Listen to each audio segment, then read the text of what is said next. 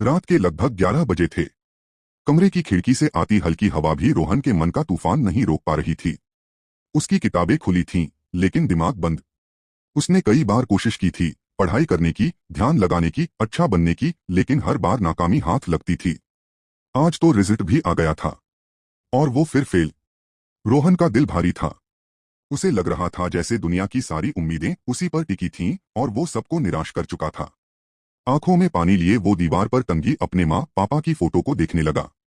शायद मैं अच्छा बेटा नहीं हूं, उसने खुद से कहा। शायद अगर मैं नहीं रहूं तो सबकी परेशानियां कम हो जाएं। लेकिन तभी कमरे का दरवाजा हल्का सा खुला। उसकी माँ अंदर आई। रोहन ने जल्दी से आंसू पोंछे, लेकिन माँ कब धोखा खाती हैं? वो उसके पास बैठ गईं और बोली, रोहन, अगर नंबरों से इंसान की कीमत तय होती तो दुनिया के आधे लोग किसी काम के ही न होते। रोहन चुप रहा। माँ ने उसका हाथ पकड़ा। तुम्हारी नाकामी से हमें दुख नहीं होता बेटा। हमें दुख तब होता है जब तुम खुद को कम समझने लगते हो। उसी समय पापा भी अंदर आए। उनके चेहरे पर गुस्सा नहीं, सिर्फ चिंता थी।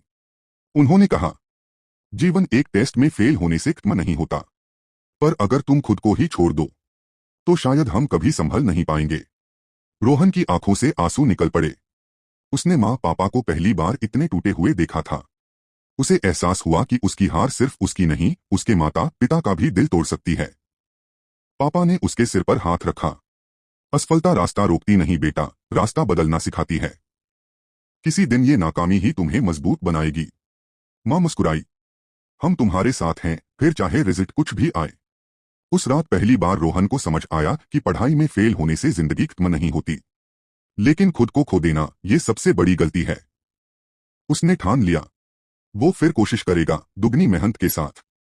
सिर्फ अपने लिए नहीं, बल्कि उन दो चेहरों के लिए जो हमेशा उसके साथ खड़े हैं। उसके माँ पापा। कहानी का संदेश सादा है। एक परीक्षा आपकी पूरी जिंदगी नहीं होती। आपके माता पिता के लिए आपकी सांसें, आपकी मुस्कान, आपके नंबरों से लाखों गुना ज्यादा कीमती हैं।